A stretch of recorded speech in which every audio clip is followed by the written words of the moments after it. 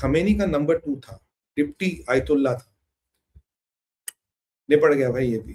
ये भी डीटीएच की टिकट कट गई है, जो इन्फॉर्मेशन आ रही है, इनकी भी डीटीएच की टिकट काट दी गई है, और ये अभी भी ये उड़न खटोले में बैठ चुके हैं, तो ये भी वहां पहुंच गए हैं। मतलब कोई भी बनेगा या बनने वाला, ट्रंप ने सुबह कहा था, कोई भी लीडर जो बनना चाहता है वो सीधा मर जाता है, और इनको सीधा सीधा कार्रवाई हो रही है। और ये ट्रंप क्यों कह रहा कि अब मैं 100% सरेंडर, ऐसा ट्रंप के हाथ क्या लग गया? इन सब बातों पे बात करने वाले, तो सबसे पहले मेरा निवेदन है कि आप लाइक का बटन दबाइए। देखिए, ये बहुत जरूरी है, लाइक का बटन दबाना बहुत जरूरी है, और हमारे तीनों चैनल्स को सब्सक्राइब करिए सर, ये भी बहुत जरूरी है, बहुत आवश्यक है। धन्यवाद। और देश और धर्म का विचार है, भारत विचार, आप चाहे तो उसे सपोर्ट कर सकते हो। क्यूआर कोड, पेटीएम, पेपाल, सब डिटेल्स आपको यहीं मिल जाएंगे। चलिए शुभारंभ करते हैं। ट्रंप ने 2 इंपॉर्टेंट चीजें कही। एक कहता है कि आप 100% सरेंडर करो, कुछ नहीं करना। अगर आप इस चीज को देखें, यही वेनेजुएला में भी कह रहा था 100% सरेंडर करो। तब हम कह रहे थे अरे ये ट्रंप तो ऐसे ही कहता है यार, ये तो ऐसे ही धमकियां दे रहा है, ये कर रहा है। यहाँ तो मिलिट्री का एक्शन चल रहा है भाई, यहाँ तो कार्रवाई चल रही है, यहाँ तो एक्शन करने की नहीं है, तो एक्शन हो रहा है। 100% सरेंडर या मौत, या तो मरोगे या 100% सरेंडर करोगे, देखो तुम्हें क्या करना है। बैसल मलेशिया के लोग बुर्का पहन पहन के भाग रहे हैं, IRGC के लोग लेबनान छुप रहे हैं।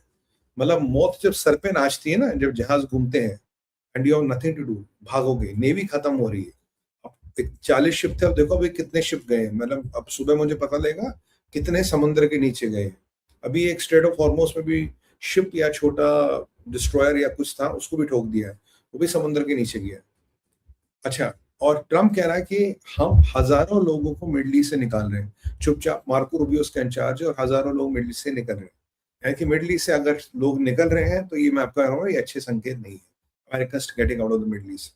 दिमित्री मेडलॉफ कहते हैं, भाई शेख हो, मैंने तो तुम्हें कहा था कि यूरोप की, अमेरिका की बेसिस वहां मत रखो। तुमने कहा अमेरिका हमें प्रोटेक्ट करेगा, अब अमेरिका तुम्हें प्रोटेक्ट कर रहा है, तो अमेरिका के कारण तुम्हारी ऐसी तैसी हो रही। वैसे दोनों ही बातें सच है। प्रोटेक्ट तो क्या कर रहा है, ऐसी तैसी विचारों की और हो रही, ईरान और ठोक रहा है। वैसे ईरान तुम्हें तब भी ठोकता, क्योंकि जब ईरान नीचे जाएगा तुम्हें लेके जाएंगे। तो अब भी ये कह रहे हैं जी हमने वो इंटरसेप्ट किया, बहरीन ने इंटरसेप्ट करने से बात नहीं बनेगी। You have to scramble your jets and start attacking where the missiles are coming from.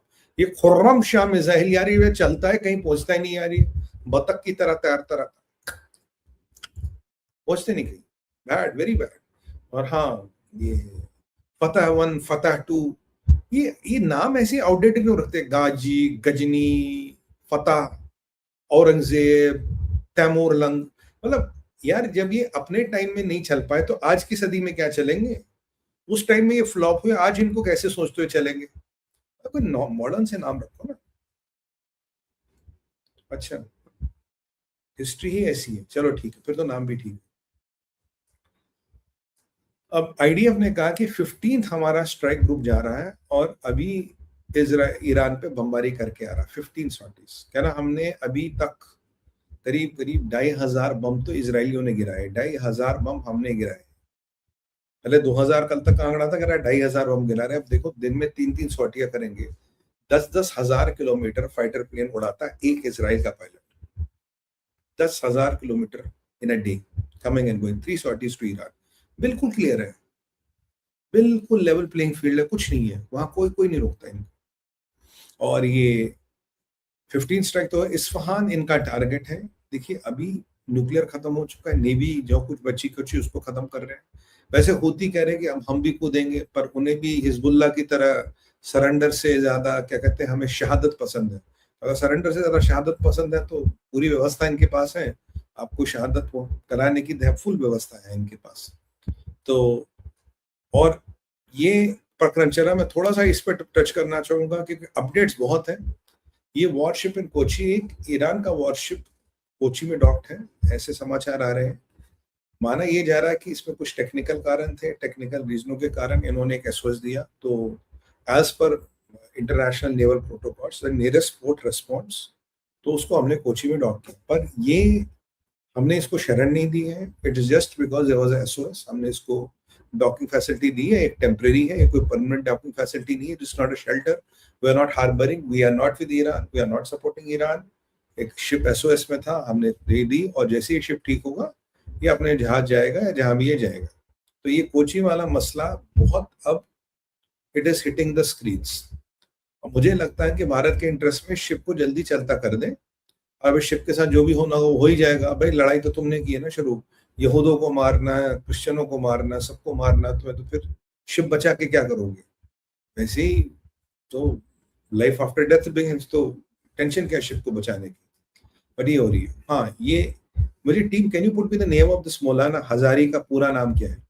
Syed Asghari Hazari. ये हमारे आयतुल्लाह डिप्टी थे, डिप्टी साहब थे यार, एक नाम डाल दो कोई, ये जो डिप्टी से उनका फुल नेम, ये जो डिप्टी साहब थे, इनको ऊपर अभी खबर आ रही है कि डिप्टी साहब भी निपट गए, इनका भी काम तमाम हो गया है, इनको भी, इनकी भी डीटीएच की टिकट काट दी गई है। इसीलिए कोई नया आयतुल्लाह कोई बता नहीं रहा कौन। Team, can you put the name please in the banner? कह रहे इनका नया, इसलिए कोई नया आयतुल्लाह जो है कोई बन नहीं रहा, इसलिए मुश्तबा भी भाई भाग रहा, कहता मैं मुझे आयतुल्लाह नहीं बनना। हाँ, सैयद अली असगर हजारी, अगर इनकी पिक्चर है तो यार पिक्चर भी लगा दो, पिक्चर कहीं हो तो लगा दो। इनको ये भी डीटीएच के शिकार हो गए। तो अब जो इजरायलियों ने काम किया, इजराइल कह रहा कि अब हम वेट नहीं कर रहे हैं कि नया आयतुल्लाह कौन रहेगा, जो अभी बच्चे कुछ है उनको भी निपटाना है।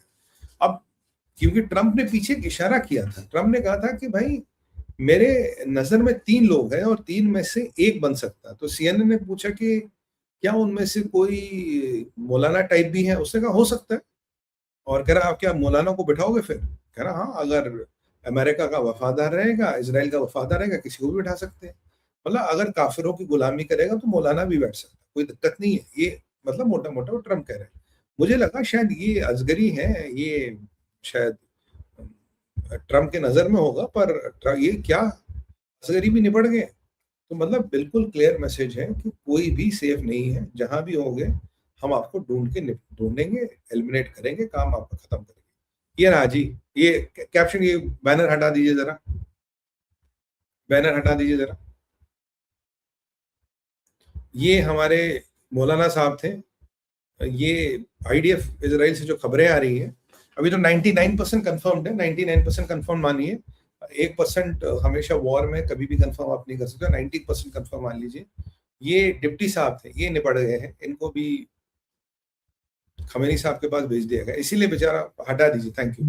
इसीलिए बेचारा मुज्तबा कहता है यार मुझे आयतुल्लाह नहीं बनना यार, मैं वैसे ही ठीक हूँ यार, मुझे कोई, मैं तो रिलीजियस का काम वैसे करूंगा। अब मुज्तबा की रुचि साइंस में आ गई, I am interested in science. तो ये कार्रवाई चल रही है। इजराइल कॉन्स्टेंटली बॉम्बिंग कर रहा है, डोनाल्ड ट्रंप कह रहा है सरेंडर करो नहीं तो आपकी पूरी पूरी मौत है। और अभी दबा के बॉम्बिंग हो रही है हूतियों पे, हूतियों के और टारगेट्स निकाले जा रहे हैं। लेबनान की वाट लगा रहा है आईडीएफ, और एक एक करके हर टारगेट को नरम कर। नेवी का शिप जहां भी मिल रहा है उस पर अटैक कर रहा। हाँ, एक इन द मीनवाइल खबर आई है कि एक टैंकर है, ये अमेरिकन है या कोई, ये मुझे नहीं पता, उस पे अटैक ये क्लेम हुआ है इसमें स्ट्रेट ऑफ हॉर्मुज़ में। अब ये आईआरजीसी ने किया है, आईआरजीसी के सुसाइड ड्रोनों ने किया है, या ये हूतियों ने किया, ये तो पता नहीं, दोनों में से एक क्लेम करा जी हमने अटैक किया, but it is yet to be confirm. जैसे कंफर्म होगा मैं आपको बता दूंगा, हाँ कंफर्म हो गया है, इन्होंने अटैक किया है।